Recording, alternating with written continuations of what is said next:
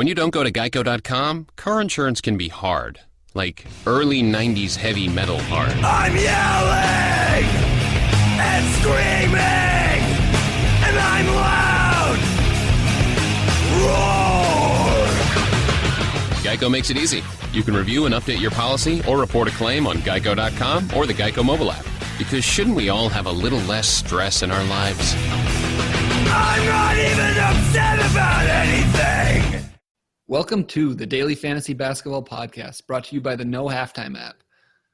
Use the promo code BBALL25 to get a $25 deposit bonus. You can find the No Halftime app on the Apple Store or at Amazon.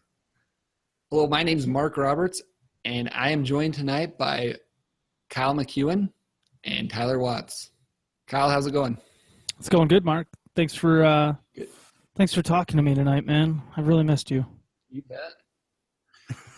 Thanks, man. Tyler, how are you doing? Can't complain, Mark. How are you? Oh, not too bad. All right, guys. Tonight we're going to do one of the things that we've been requested of quite a bit lately, and that is talk about some of the players that are going in the first round of drafts and who we would pair with them. It's a topic we discuss often on our podcast, which is, rankings. While they're important and they're useful, a lot of times it's just as important to make sure you're pairing the right players together in a way that will build your team. So we're going to be specifically looking at head-to-head leagues tonight, looking at our head-to-head rankings and talking about, okay, so if you take Curry in the first round, who's a good person to pair with him in the second or maybe third round? And maybe more broadly than just players, what stats are you looking for to build a competent team? Because again, while it would be great to just pick the guy highest in the rankings, you also want to make sure that they mesh well together. Right. This is more of an argument for team building than it is for picking the best available player. Essentially, we're saying don't pick the best available player. Build your team right. Right. So pick who you want in the first round, and then in the second round, make sure that the player complements. Now, Kyle, just as a general, before we dive into the players, with your next pick, so say you pick somebody in the first round, which is, I guess, a fair you will do. You pick somebody in the first round. Is your second pick, do you want to build on your first pick's strengths, or are you looking to balance his weaknesses? I think it's super important that if you want to be really serious about your draft and come to understand where players are getting drafted on a given site, whether that's Yahoo, ESPN, CBS, get on to your site that's hosting your league, do some mock drafts. That's going to be the biggest tool for you, helping you out more than us talking about this, because it's going to give you an idea of where guys are going and who might drop to you in your draft. We're going to be talking, as Mark already said, primarily about head-to-head leagues. So we're looking at the 6 main positive counting stats, points, rebounds, assists, steals, blocks, three-pointers, as those are what kind of inform our rankings. And we're not putting as much weight on field goal percentage and free throw percentage, because we're trying to build kind of a wealth of counting stats to both insulate us from injuries on our team and to insulate us from weird schedule quirks that may have a guy only playing 2 games in a given week. The hope is that by concentrating on the counting stats instead of accounting for the percentages in the rankings, that you build up such a stable of good counting stats that you can then, if one guy is out during a given week or going to play lesser games, you can add somebody off the waiver wire who's going to be able to make up the difference there, since so many of the players that you do add off the waiver wire are specialists. They're only going to be really good in probably 1 stat or maybe 2. Yeah, does that sound good? Yeah, absolutely. And what I like about that strategy, just to give it a quick plug, is that, if you're focusing on the other categories, like if you had percentages or turnovers, it becomes pretty hard. Like if you're trying to win free throw percentage, the people that you can pick up off the waiver wire gets diminished quite a bit. Like you have to cut out. So say you're trying to win free throw percentage, but the stat that you really need to pick up is blocks. Like as you try to look through the guys on the waiver wire that you can pick up for a Saturday, Sunday game that will block shots and not hurt your free throw percentage, like that becomes pretty difficult. But if you're only worried about positive accounting categories, then whoever you're picking up is not going to hurt you in those other categories. They might not help you a lot, but they're not going to diminish the lead that you've already built. Yep. And so when I'm picking and I'm using head-to-head punt strategy where I'm punting the two percentages, field goal percentage and free throw percentage, and I'm concentrating on these 6 positive stats. I forgot what I was just about to say. Well, so let's just get into this conversation. I do want to ask you though one more time. So if you pick a guy, so if we're focused on 6 categories, and you pick a guy in the first round who's good at 4 or 5 categories, when you turn around in the second and third rounds, are you looking to build on those categories a little bit more and really strengthen them in the first 3 rounds? Or are you looking and saying, hey, the guy who picked is good at these 4 categories, I want to make sure I'm good at the other 2 in the second round? In most cases, you always want to keep your eye open to filling the holes that you have on your team. But at the same point, if you know you're going to be able to get some categories in the 4th or 5th round, then but those other ones you already got in the first round, I guess what I'm saying is I'm not looking at guys in the second round like Kyle Lowry or Kemba Walker, because I can get D'Angelo Russell in the 4th round, and he's going to put up almost virtually the exact same statistics as those guys. So from that perspective, it's really about who you can get, and that's going to kind of lead where I'm coming from in a lot of my conversation. Gotcha. All right, let's talk about some specific. Well, Tyler, let me kick that same question to you, and then we'll get into some specific players here. How do you approach leagues where you're punting categories? When you pick somebody who's good at most but not all of the categories that you're trying for, how do you try to build your team after that first pick?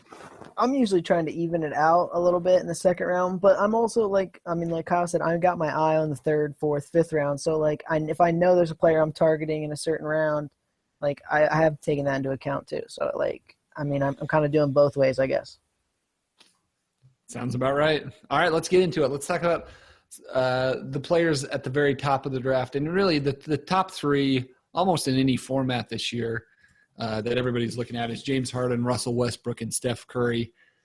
Interestingly enough, they all are basically weak in the same category, and that's blocks, and really pretty good everywhere else, right? Like Curry's rebounds are a little bit low. James Harden's rebounds, we project him for about 6 a game. That's on the lower side, but everywhere else, 3-pointers, assists, steals, points, they're all really solid, which is why they're at the top of the draft. So if we pick one of those top 3, let's say we get one of the top 3 picks, we end up with Harden, Westbrook, or Curry, and we have a need at maybe rebounds and blocks in the 2nd and 3rd round. Who are some guys, Kyle, that you would target to try to make up for those areas in the 2nd and 3rd rounds? If you're getting one of these 3 guys, you're picking at the very start of the first round. So right. You're going to be at the end of the 2nd round when it comes back to you. And my favorite player to pick is Kristaps Porzingis. He's one of his worst categories is field goal percentage, and that might even improve this season with him just taking a natural growth step. But Porzingis gives you elite blocks, he gives you rebounds, he gives you elite scoring. He's going to give you 3-pointers. There's not much to dislike about what you'd get out of Kristaps and how that would pair with any of those top 3 guys. Yeah, I like that one a lot. We've got him ranked 19th in our head-to-head rankings, right near the top of the league in blocks. He's also going to add those 3-pointers to you as well. And that might, if you draft Curry, you'd probably be fine. But Westbrook is, compared to Harden and Curry, a little light on 3-pointers. So I feel like he'd particularly be a good matchup with Westbrook, where Porzingis isn't an elite rebounder. And, to put Westbrook's and Porzingis' rebounds and 3-pointers together, I think they make up for each other's deficiencies pretty well. What about this, Kyle? What would you think about if I did this? What if I picked, let's say, Curry or Westbrook at the first pick, and then I put Porzingis and another big like Andre Drummond, where I'm getting a whole bunch of rebounds and some blocks there as my 2nd and 3rd picks? I love that. I love getting Drummond in the 3rd round of my head-to-head leagues. He's really low in the rankings on Yahoo. He's pretty low in the rankings on ESPN. So you can get Drummond at a really good value. He's going to give you potentially elite scoring, obviously elite rebounds. You're going to get Maybe good, maybe great blocks, but definitely good blocks out of Drummond. You hope that he blocks more shots this season. And because we're punting the percentages or ignoring them, we're not worried about the fact that Drummond sucks at free throw percentage. And if you take free throw percentage out of Drummond's ranking, it makes him so much more valuable. Yeah. It makes things so much simpler, right? Like we all want our lives to be simpler, and that makes things so much easier. You can just look at his 14 rebounds or 15 rebounds and 2 blocks and run with it. I guess so who would you pick if you had to choose between DeAndre and Andre, though? So for me, and I'd be interested to get Tyler's thoughts on this as well, so I'll kick it over to him real quick. But for me, I would go with Andre Drummond for the simple fact that he's going to score more points. And at the top of the draft, we've talked about this for years, Kyle. If you don't get points at the top of the draft, you're not going to get points. So the gap between – and they're fairly close in my rankings – but the gap between DeAndre Jordan and Andre Drummond is entirely because I projected Drummond to score 4 more points a game than DeAndre Jordan, and that's tough to make up later in the draft. So for me, I'd take Drummond. Tyler, what about you? Yeah, I'm definitely taking Drummond. I mean, you get the 4 more points, and you get another half a steal. And basically, you're losing half a block if you pick Jordan, but you're getting half a steal. I'm always picking Drummond over Jordan. Kyle, do you have any counter argument there? I know Drummond's on your team, so maybe you don't want to go there, but no, not at all. Fair enough. All right, Tyler. So if we aren't fortunate enough to get one of those top 3 picks, who would you recommend in a head-to-head league for 4th? I know we have Wall, Paul George, Kevin Durant, and a couple other players. Anthony Davis, kind of the top of our rankings, but in a bunch, essentially, with all essentially the same auction value. Who is your favorite among that group? If I got the 4th pick, I'm probably picking Kevin Durant. I mean, I just think that he has the potential to be crazy, and everyone's worried about, the Warriors, they might only play 3 quarters and all this, but I mean, he's Kevin Durant. Like, he's going to be good no matter what, right? Yeah. Absolutely. I mean, the only category that Kevin Durant has any weakness in really is steals. And you expect, okay, if he's doing less on offense for the Warriors, or if he's just getting easier shots on the Warriors, which he's going to be because he's not doing all this one-on-one ISO crap like he was on the Thunder, then maybe Durant can go out and get an extra half a steal a game, or maybe he can go out and get close to 2 blocks a game. We know that he can block shots in bunches, but there's like stretches of the season. If you go back and look through Kevin Durant's game log, there's stretches of the season where he'll block a couple of shots for several game stretch, and then he'll just stop blocking shots or only block 1 shot for a whole month every single game. But he definitely has the potential and the ability to do more there, and we might see that this season. Yeah, and so I'd be interested to know where you guys would go. Look in the 2nd round if you pick Durant in the 1st round. I'm going to sound like a broken record to people right now, because the thing is about Kristaps Porzingis, I would take him at the start of the 2nd round. Say I've got the 12th pick in a 12-team draft, and I took Giannis at the end of the 1st round. If Hassan Whiteside's not there, if DeMarcus Cousins isn't there, I would take Kristaps over somebody like Paul George, because I think that the blocks that you get out of Kristaps and just the overall stat profile you get from Kristaps is better than the overall stat profile or harder to replace than what you'd get from like Paul George. Fair enough. Tyler, do you have a direction you would go with if you pick Durant? What are you looking for in the 2nd round? If I pick Durant, I mean, I'm looking at Porzingis. I'm looking at Drummond again. I mean, I just think that Drummond's crazy rebounding. Like, I mean, no one else is going to give you that. So, I mean, like, I like to get him in the 2nd round just to own him. There's something about playing in a head-to-head league. You only have 3 or 4 games in a given week. So when you have somebody who can go out and grab 48 rebounds in 3 games, I mean, nobody else. There's only one guy who can do that. Yeah. So from that perspective, you love having him on your team because he can single-handedly give you a distinct advantage in rebounds. He's going to be a good good field goal percentage guy for you. He's going to be a good points guy for you with upside there. And then you hope that he rebounds in the blocks a little bit after he had a dip last season, Drummond. So if I took Durant, now Durant is good at assists, like especially for his position and just overall. We project him about 5 assists a game. That could even go up a little bit. But for me, I'm looking for somebody who can pair with his assist total and get that higher because that's for me is a tougher one to find later in the draft. So this might be a Yahoo only play, but John Wall is going like what did we see, 26, 30 in the Yahoo leagues? He's going 20th overall on ADP on Yahoo. He's going 16 ADP on ESPN.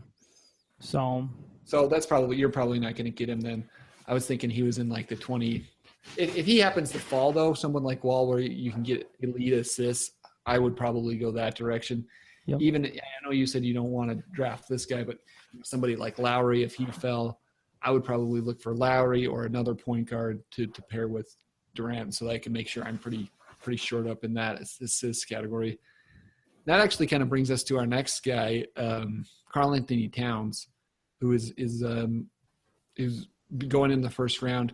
Obviously very good at many categories, but the categories he's going to struggle in are the same a little bit as Kevin Durant, which is steals and assists, and probably, although we expect him to shoot and make some three-pointers this season, be a little light on the three-point category. So any different approach that you would take with Karl-Anthony Towns as opposed to Durant? Or are you kind of looking at the same approach, Kyle?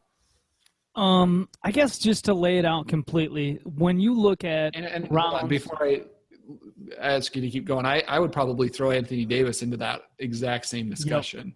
Yeah, absolutely. Anthony Davis, Karl-Anthony Towns, it's like the same player.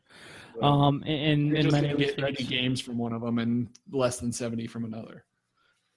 Correct. There's you got more injury risk from Anthony Davis. So I mean, if we're talking in just those two guys, I'd rather have Karl-Anthony Towns.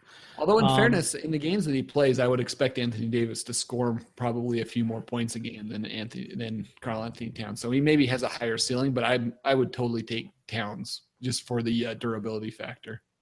Word. And, it seems like there's a little bit more potential blocks-wise with Anthony Davis, but the all-around game potential from Karl-Anthony Towns seems even greater than what Anthony Davis's is when you project out their entire careers. A lot of people are overreacting to Anthony Davis's injury issues in certain respects, but at the same time, I still do let them inform me a little bit. I will let them let me drop it. So anyways, but if you're looking at who to target, my main thing about drafts right now is that there's a lot of good point guards in the middle rounds. So whether it's Goran Dragic, Mike Conley, D'Angelo Russell, even throwing in some guards who score a lot of points, Devin Booker, Evan Fournier, there's all these guys that are available in the 4th round or 5th round. And when you start to look at Jeremy Lin, possibly the 6th or 7th round. So you got all these guys who are good, high potential point guards available a couple rounds later. So early in my drafts, I'm taking the best player available in general in the 1st round, but in the 2nd round and 3rd round, I'm often looking big again because I know that there's a lot of good guards available just a couple rounds later. Interesting. So, and that approach makes sense. I understand what you're saying, but I guess I would have thought if you were going to deviate from that strategy with any players, it might be Davis or Towns, but you're saying even if you pick Karl-Anthony Towns or Anthony Davis, you would still kind of lean towards going with a big guy. I just think Kristaps Porzingis is the highest potential player in that 2nd round. And he's playing with Derrick Rose, who either might get thrown in jail or injured, and Carmelo Anthony, who has a history of nagging injuries that kind of always seem to keep him out of games. So, Jeff Hornacek isn't going to keep Porzingis' minutes low this season. He isn't going to shy away from giving Porzingis as much responsibility as he can handle. So if we see Carmelo and Rose out for periods of times this season, Kristaps is going to be the first option, and he might go out there and do some stuff that's even more incredible than what he already did last season. Let me ask you this, Kyle. Is there anybody that's going in the 1st round generally that your first preference wouldn't be to pair them with Porzingis? I just don't think there's anybody unless I got John Wall with the 20th pick in a 10-team draft yesterday. Or it might have been like the 18th or 19th pick. But anyways, like unless John Wall's dropping to you at the end of the second round, I'm taking Kristaps Porzingis there over everybody else. So yeah, that's the guy you're looking to pair everybody with. For real. And like I said though, that is informed from the fact that you get to a certain point in the draft later where those really good rebounds and blocks guys, especially if say you don't want to punt the percentages in your head-to-head league, well, Kristaps, he may not have the best field goal percentage, but he also has potential there to improve it dramatically this season. Right. And is a very good free throw shooter. Holla. If you want to go that direction. All right, so let's pretend that Kristaps Porzingis is gone for the sake of conversation. Never. We might have to do a podcast where we pretend you take him first. Let's pretend you and I play in the same league. I take Porzingis. Who are you looking to put with your big guys then? Like if you take Towns or Davis, or maybe even throw Cousins into that mix. Yeah, totally. I like Kyrie Irving more in my rotisserie leagues. Honestly, if I didn't have Kristaps, I'd be looking really hard at Andre Drummond. That's really even with I mean, those guys. Yeah, because I'm targeting my point guards a little bit later. So, yeah, and I've been getting Drew Holiday at like pick 100 or the 8th or 9th round in a lot of leagues right now, maybe even 10th round. I got him with pick 99 last night. And people are just, look, Drew Holiday's not injured right now. As long as everything goes well with his family, which, we all hope it does, and then he should be back. And when he does come back, at probably the start of December or maybe a little bit later, Drew Holiday's he doesn't have to come back from an injury, He's going to slot right in. He's going to start just getting buckets and dropping dimes. Yeah, exactly. And there are, in addition to the young point guards that you've mentioned, if you do lose out on assists, there's head-to-head, the rankings that we use becomes much easier to draft guys like Rubio and Rondo, yep, who have some serious flaws with their fantasy game. But if you're not worried about percentages, both of those guys shoot up the rankings pretty quickly. Like Rubio's 25th in our ranking, Rondo's 40th. And if you've missed out on assists, there's an easy way to get 9 assists from just picking one of those guys, and potentially could pair both of them together. One guy that I like drafting in the second round to go along with some of these guys, Durant, Anthony Davis, Cousins, anybody that scores a lot of points and maybe isn't great at assists and the defensive categories, steals specifically, is Draymond Green. I know that some folks are scared of him with all the people that Golden State has added, but it's not like points was his category to begin with. He's never averaged a ton of points. His fantasy value has come from the amount of assists he's gotten, the amount of three-pointers, steals, blocks, just his across-the-board production. And so if you can make up for his points somewhere else, I don't expect him to be much lower in any of those categories, so I don't mind targeting him in the second round as well. I do feel like I'm reluctant to go after guys who don't score, at least I'd say close to 18 to 20 points in the second round. And Draymond is a guy who only gets about 12 and a half. Yeah, 13, I don't think you can expect more than 13 points from him. So that's why I only think it makes sense if you're going with Curry, Harden, Westbrook, Durant, Davis, or Cousins. I think it's a little bit easier to find points a little bit deeper this year because there are so many breakout players. Devin Booker's a 20-point scorer who's going to be available in like the 4th round. Goran Dragic should approach, he's going to score more this season. Evan Fournier's a 20-point scorer who you can get. Jabari Parker you can get in later rounds. There's Jeremy Lin's going to score not 20 points, but he's going to get probably 16 or so. So there are guys who score more points who are going to be available later in drafts than I think we usually see. So if you did want to go after a guy like Draymond who doesn't score as much in the second round but gives you great across the board stats, definitely see that as a, legit strategy. Tyler, what about you? Are you interested in Draymond Green in the second round, or are you shying away from him? I mean, I definitely picked Draymond Green in the second round just because, I mean, you're getting point guard assists from a big man. And so, I mean, anyone that you slot in your point guard slot from there, I mean, it's basically like starting 2 point guards then. And so it gives you the opportunity to target some of these other guys like Devin Booker who are going to score. And, I mean, Booker's going to even get you some assists. So, I mean, I'm a fan of Draymond. I'm usually back in the second round. I'm going for him, though. So he sometimes gets picked a little before I'm on him. Are either of you worried that he's not going to get the same assists that he did last year? Yes, but it may not be reduced too much. He's still going to be able to bring the ball up the court and initiate the offense. They're probably going to stagger minutes a lot, and they're going to play at such a fast pace that everybody's going to get touches. Yeah, I agree. I don't see I just kind of feel like Draymond Green's going to get his, like that seems like his personality, which might be a stupid way to evaluate fantasy players, but he's an energy guy who turned that energy into great production, something Kenneth Faried never did. But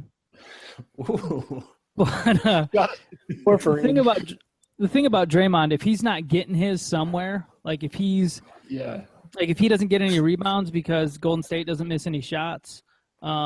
Which is a distinct possibility. Yeah. Exactly. Then you might see more steals, more blocks from Draymond.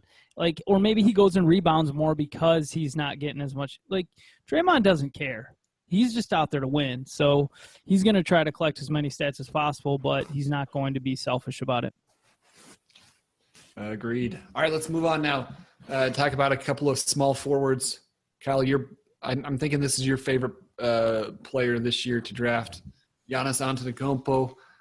Let's talk about him, who probably, his only weakness, 3-pointers, I guess. I was talking about Thon Maker with my roommate the other day, and I accidentally called Thon Maker Thonis, like a mixture of Thon and Giannis.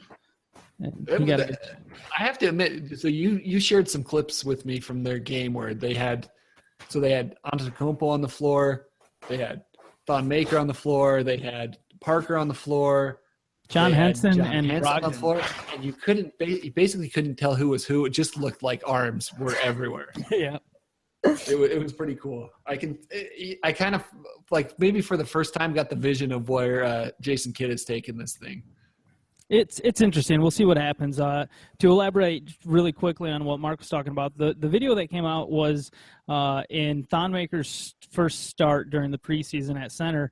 They used him as a perimeter defender in the half court, and they used him as a full court press defender pretty much the whole time that he was in the game. So you'd be pressing the ball the whole way up the court, and it was causing a lot of havoc for the Pacers. So it's interesting to see what would happen, and when they use Thon Maker in that defensive position, you're essentially capable of playing him at any position because that's what was cool when I saw it, because I was like, when you sent it to me and you were like, hey, Thon Maker is playing on the perimeter, I was kind of going like, well, okay, but who's guarding the basket, right? Like if he's out there, they must have a weakness. And no, like John Henson with his go-go gadget arms is under there, and like Giannis can be there, and Parker can be there, and it's just like there is no deficiency by putting Thon Maker out on the perimeter.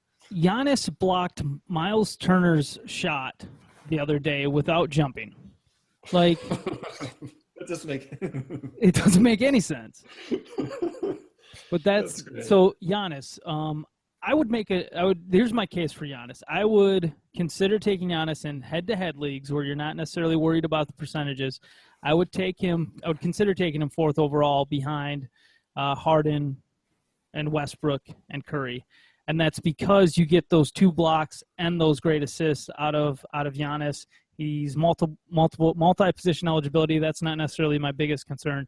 It's how many players can you actually get elite assists and elite blocks out of, and Giannis is one guy who can do that.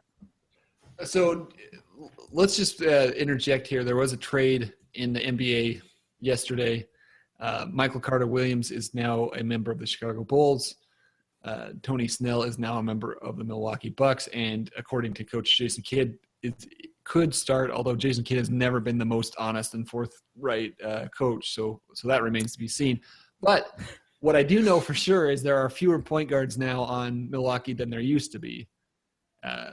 Really, what do we have? We have Jason Terry, if you want. I mean, he's a shooting guard. You've got Matthew Dellavedova, and you've got Giannis Antetokounmpo, right? Yep. It's the Giannis show, man. It really is. I don't know what they're going to do if one of those guys get injured, but Dele's not really a point guard either. He's a Patrick Beverly type point guard in my mind. Somebody who plays the position nominally and defensively, but he's not a creator. But he still gets a decent number of assists, like, per minute. You're talking about Dellavedova? Yeah. Yeah. But I guess my point is, I think Antetokounmpo is the full-time. I don't even know who the second creator is on that team.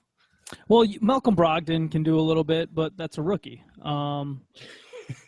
So I'm with you. I don't really know either. But what you just got at there, though, was the fact that they don't have any other ball handlers. It's Giannis and it's Matthew Dellavedova, and Giannis is the first option. Giannis is going to bring the ball up the court. Look, man, there's no telling what this kid's ceiling is. He's 21 years old still, going into the season, and at the second half of last year, I can't believe he's only 21. I feel like we were talking about him 4 years ago. We were. That's how advanced we are in our fantasy basketball knowledge. Let me ask you this: are you concerned at all about his? So compared to the other first rounders, so not a true deficiency, but maybe a first round deficiency is points scored. Like the fact that he might be in the 18 to 22 range, where Harden, Curry, and Westbrook are in like the 26 to 30 point range. I wouldn't take Giannis before Harden or before Westbrook in head to head. But Curry, Kevin Durant, if you want to say we don't know what's going to happen, well then, you know what? You don't know exactly what's going to happen with Giannis this year, but he gave us a really good taste at this end of last season. And if you're worried about Golden State resting, maybe that's an issue that you're concerned about. Giannis is a guy who should be fighting for a playoff spot the whole season. So, no, but my point is, are you in the second round? Are you thinking like, maybe compared to the other first rounders, Giannis isn't going to score quite as many points, so I need to target points in the second round? Mm-hmm. Yeah, totally, absolutely. If I drafted Giannis, I'd be much more reluctant to draft Draymond Green just because of Draymond's lower scoring. Drummond, even I would say. I mean. Certainly DeAndre Jordan at that point, you're probably crossing off your list. I would be more. Who I would probably target. I mean, I'd still be looking at Kristaps and John Wall, obviously. Look, dude, if my second round pick, go look at that list of guys. They all suck except for Kristaps for the most part. So hate. Yeah, I'm trying to come up with maybe a good Lillard is obviously not falling that low. That would be a nice pairing, although maybe you could get them at the swing picks. Get Lillard and Giannis. Kyrie Irving maybe comes into play at that point, right? He with his 23 points or so. I say as long as you're not taking Draymond or another guy who like Ricky Rubio, obviously you're not taking yet. As long as you're not taking anybody who just has a very low points total, I think you're going to be okay. I'd be all right with Drummond, but I wouldn't be all right with DeAndre Jordan. Here's one I want to throw out. How about Giannis and Hassan Whiteside? Say you're like at the end of that first round, kind of in the turn. Would you do that pairing? That's my favorite pairing to take if you get lucky and you can take Giannis at the end of the first and Hassan at the start of the second. That's my favorite pairing to start my team with, because you're going to win blocks. You're going to be awesome in rebounds. You got enough scoring with those two, and there's potential for both of them to score more than what anybody's projecting. I just feel like you cover so many different things with getting Giannis and Hassan early, and then you can really start to pad your stats in other places and focus on getting your point guards or what have you. Yeah, it feels like from there, it's not even assists to me that I would worry about if I went with that pairing. And I've seen you take those guys, so I know those are the guys you like. I would worry about points. I know that doesn't seem to concern you as much, but I think I've got Giannis projected for 18. I've got Whiteside projected for 14. Realize they both have upside from there, but if I'm going against somebody who picked Russell Westbrook in the first round and I don't know, Porzingis in the second round, I feel like I've got a deficiency there. And then I think 3-pointers, you've actually got a pretty big deficiency. And so I think if you do go that route, I think the next time you come around to your picks, you've got to sort of target those couple of categories. Try to grab some 3-pointers, try to grab some points, which luckily go together. I mean, almost seems like you're describing, and I don't know if he'll fall this low, but somebody like CJ McCollum, right, who's going to shoot a bunch of 3-pointers and score a bunch of points. And, he's another one of those guys that I kind of put in that lump of point guards that people are taking in the second and third round.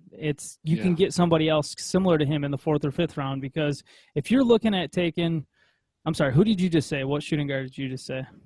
I just said McCollum. Devin Booker, just get Booker 2 rounds later. I don't know. That's the way I keep looking at it. Yeah, I'm okay with that, actually. DeMar DeRozan a little bit later. Wiggins, somebody like – and again, those two, I guess, don't shoot 3-pointers. So I'm trying to find somebody. Russell probably is a good pickup if you can get him at your third or fourth pick. Jeremy Lin's going to hit 3-pointers this year. You can get Trevor Ariza later if you want. Jeremy Lin. Oh, why not? He's him and Brook Lopez 1 and 1A, or 1A and 1B, however you want to say it. What a team. I feel like here's why I like that pairing so much is I always feel like there's 3-pointers like you can find late too. Like there's always guys that I'm looking like, okay, this guy could hit some 3-pointers. And so I mean I'm a big fan of that pairing because it gives you the option to kind of go anywhere you want with your next pick, assuming that which pairing are you talking about? Giannis Whiteside? Yeah. Okay. Because I always feel like I can find a guy who is going to nail some 3-pointers real late if I really think I have a deficiency in that category. Rodney Hood might be a good option a little bit later. There you go. You got guys like Fournier. I mean, there's always guys who are going to nail 3-pointers, right? Because everyone shoots 3-pointers now. Yeah, exactly. And that's the other thing. Everybody's shooting 3-pointers this year. Brook Lopez is shooting 3-pointers. Marc Gasol's taking at least 4-point attempts per game. We're hearing now out of Fizdale. That just kind of moves up the curve, though, right? And it's just like if everybody's shooting 3-pointers, then you're falling behind when you're not. Yeah. That's a fair point. That almost makes me more worried about Whiteside and Antetokounmpo because unless you're telling me that Giannis is going to start shooting some 3-pointers, I'm nervous. He's going to start shooting some. The problem with Giannis is that he is so diabolically good at getting to the rack with, just one step from the 3-point line that it's hard for him to settle for those 3-pointers. You watch this preseason, and if teams aren't guarding him out there, I don't know, man, it's hard. To be fair, that's sort of DeMar DeRozan's issue, right?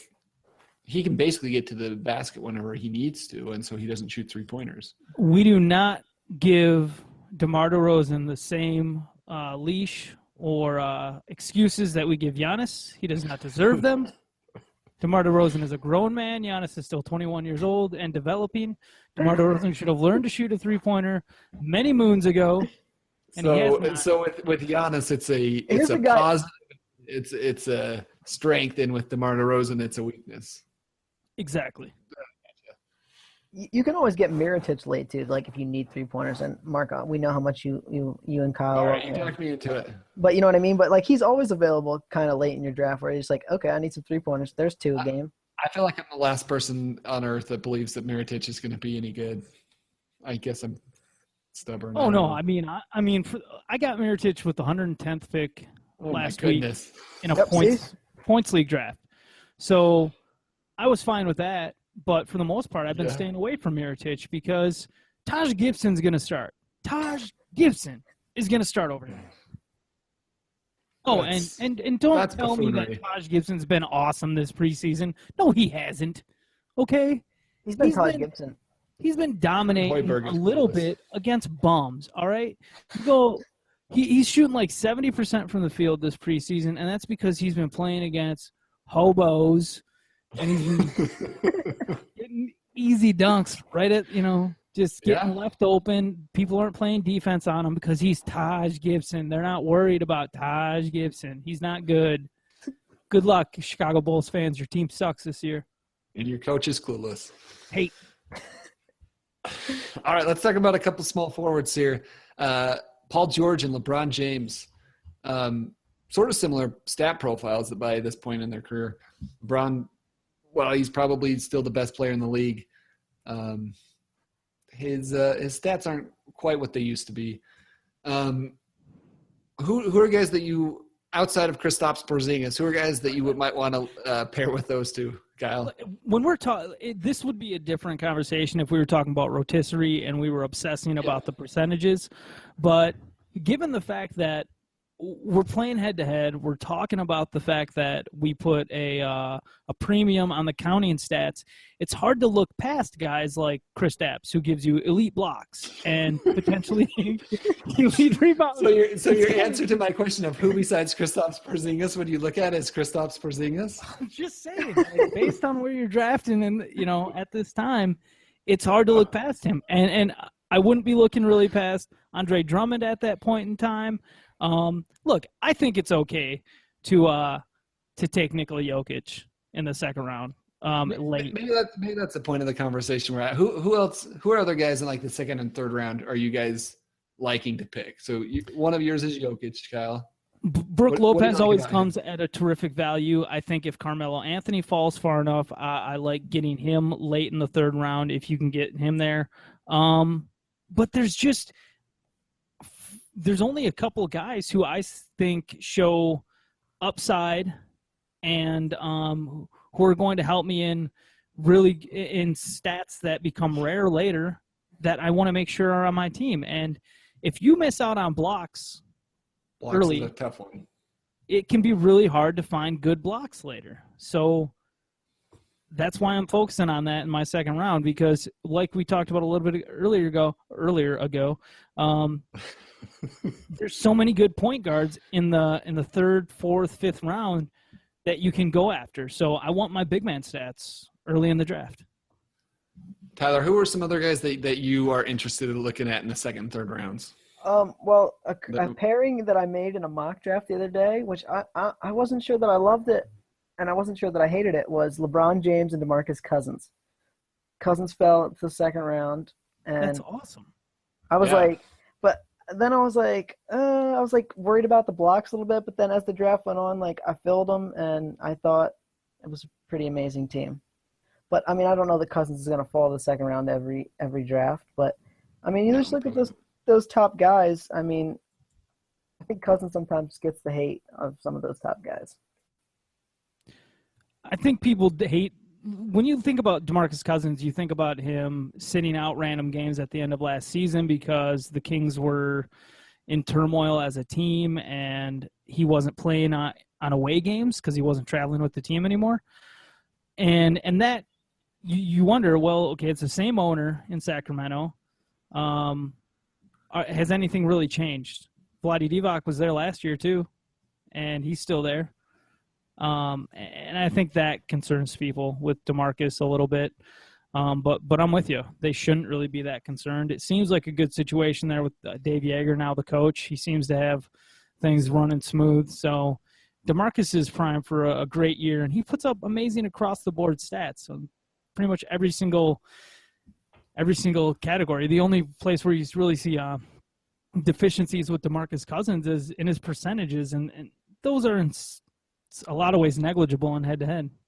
Yeah, exactly. Can I throw one more guy at you that I like picking in the second round that I think is it's sort of similar to the Draymond Green stat profile that we described, but in some ways it is maybe a better fit for grabbing points early and targeting assists later, and that's Paul Millsap. Paul Millsap's an interesting pick. He's somebody who I've been shying away from due to, in certain respects, his age, but also just from the fact that I don't know what to expect from him this year. He averaged, 2.8 blocks in the second half last year. Yep. What exactly is Paul Millsap going to give us? They started him in the last preseason game, but none of the other starters were there. Dwight Howard wasn't playing. Dennis Schroeder wasn't playing. Kyle Korver wasn't playing. So Millsap goes out and drops 7 dimes all of a sudden, which is just like, what can't this guy do? So from one perspective, yeah, Paul Millsap's awesome. And his value, actually, he's coming at a decent value right now because he had that. He's going 21st overall on ESPN leagues. He had that minor knee issue to start camp, but now he's already back in game. So there's really no issue with Paul Millsap heading into the season. I like him in the second round from a certain perspective. I feel like you talked yourself into it, Kyle.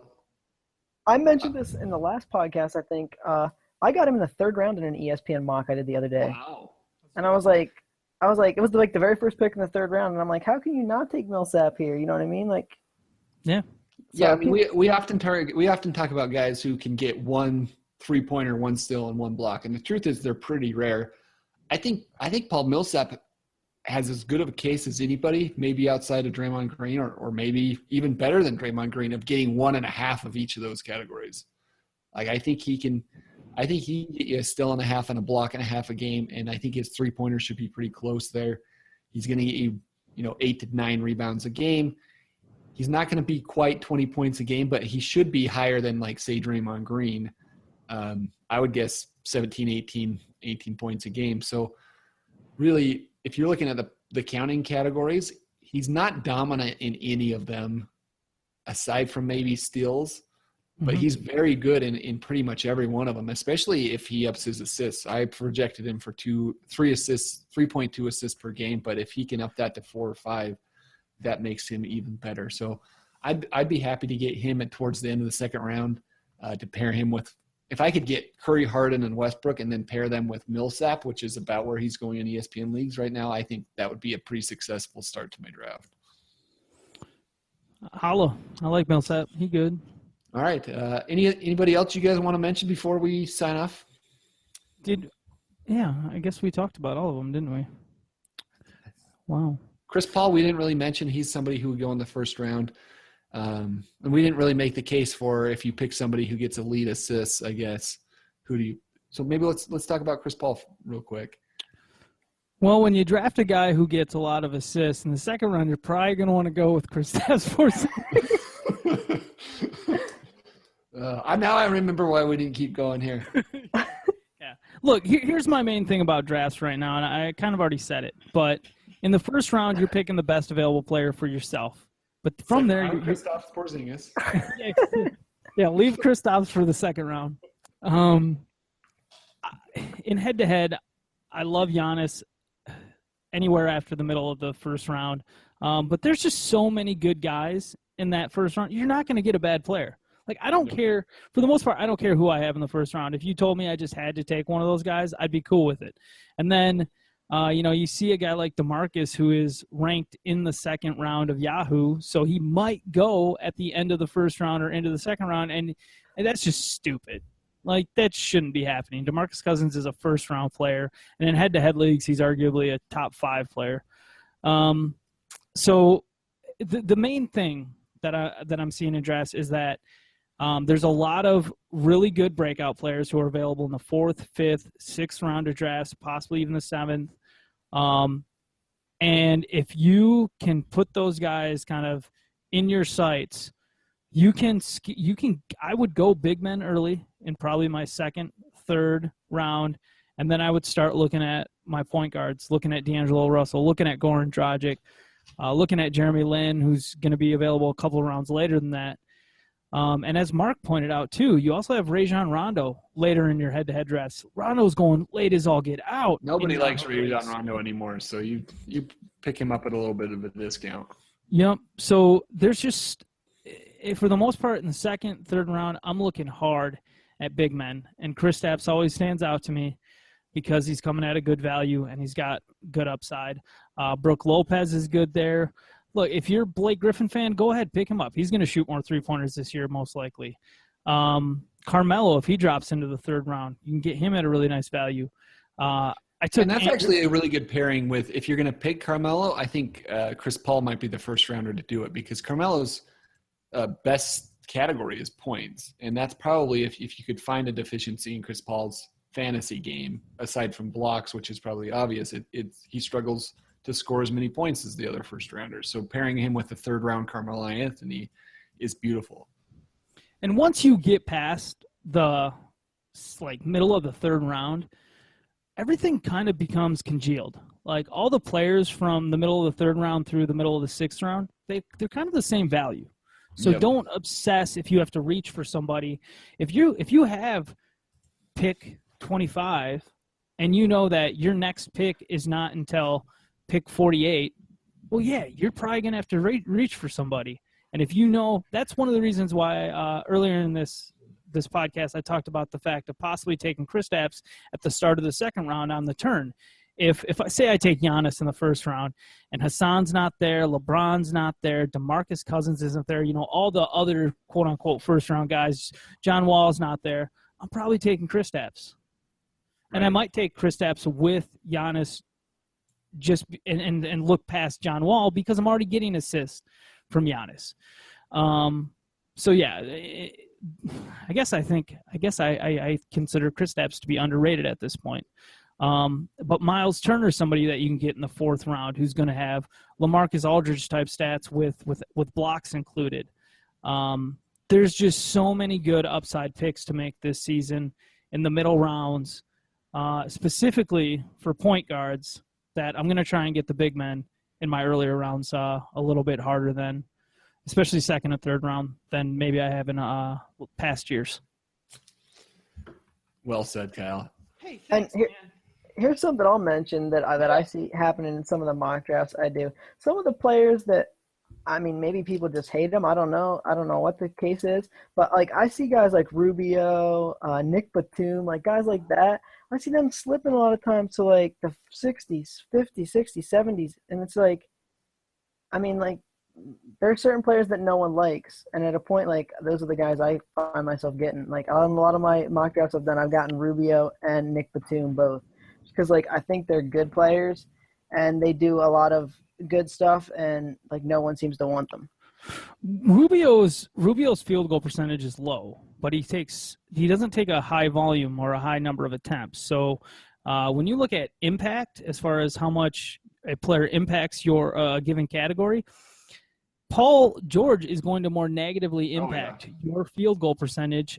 Damian Lillard is going to more negatively impact your field goal percentage, I think, than what Ricky Rubio is going to do, because they take so many shot attempts at such a low percentage, whereas Rubio shoots at a lower percentage than both those guys. He just doesn't take as many shots. So, don't be scared off from Rubio. It sucks that he doesn't score more, but his field goal percentage, I wouldn't let that really scare you off, and he's a great source of assists and steals, elite in both those categories. As Tyler said, as late as the sixth round potential in some leagues. I totally agree. All right, guys. Thanks for your thoughts. Is that pretty much it? That's the end of the podcast, isn't it? I think so. You have anything else? We didn't really talk about Damian Lillard. He's another guy that if you want to grab points, I think it's a pretty good option later in the first round or earlier in the second round. But, a little bit challenging to take him, as you mentioned, with all the point guards coming later. And with him struggling to get a lot of steals, his two main categories are points and three-pointers, really. Yep. But he's darn good at those. So, right. Look, Damian Lillard, Paul George, they're not bad picks or anything. I just personally, in most circumstances, actually not a bad pairing together too. If you could get them both, I like other guys. I feel like the other players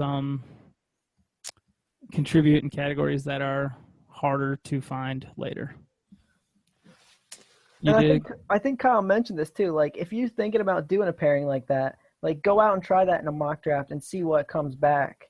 Yep. to you. Good Because advice. if Kyle's mentioning there's no big men later, so try that in a mock draft. And if you realize you don't get any good big men that you like, then that's probably not the strategy you want to use in your draft. Because Yusuf Nurkic, in a really good draft, Yusuf Nurkic is going as high as the 6th round now.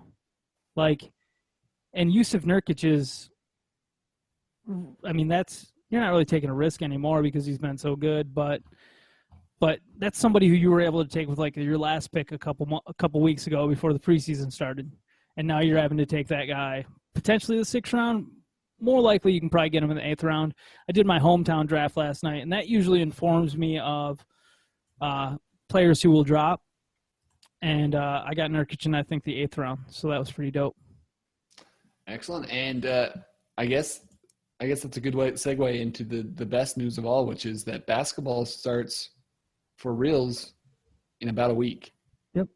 So one more week of drafting, which is my favorite part of the fantasy basketball is the draft. So go enjoy as many drafts as you can. And if you want to ask anybody on this podcast some questions about who you should draft for your specific league, you can reach out to me at Marc F. Roberts, M-A-R-C, the letter F, Roberts. And you can also reach out to Kyle McKeown at Roto Kyle NBA on the Twitter. And Tyler at Watsy 4444. So my last name with a Y and 4 4s. And as always, if you're looking for custom rankings or custom auction values for your upcoming draft, feel free to email us at the dfbpod@gmail.com. So the first initial of the first 3 words of our podcast, and then pod@gmail.com, and we can get you out custom rankings.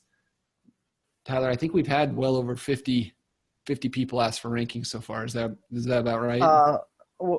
After tonight, we're closing in on 70. No, there you go. So if you want to get in the queue, please email us, or you can tweet at us, and we'll get you in there as well.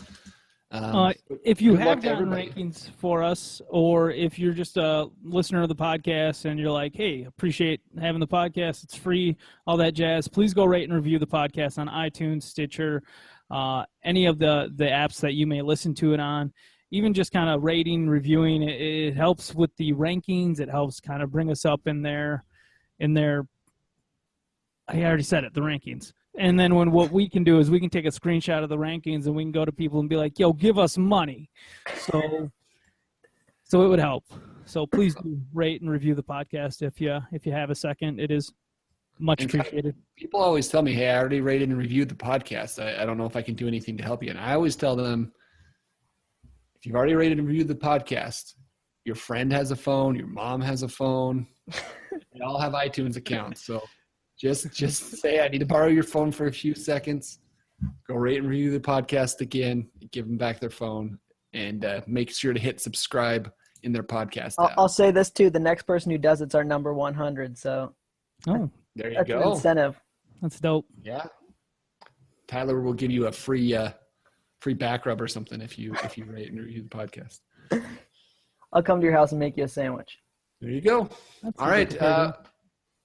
Thanks again to everybody for listening. We'll be back again soon with the next episode of the Daily Fantasy Basketball Podcast. Until then, enjoy basketball, enjoy fantasy drafts.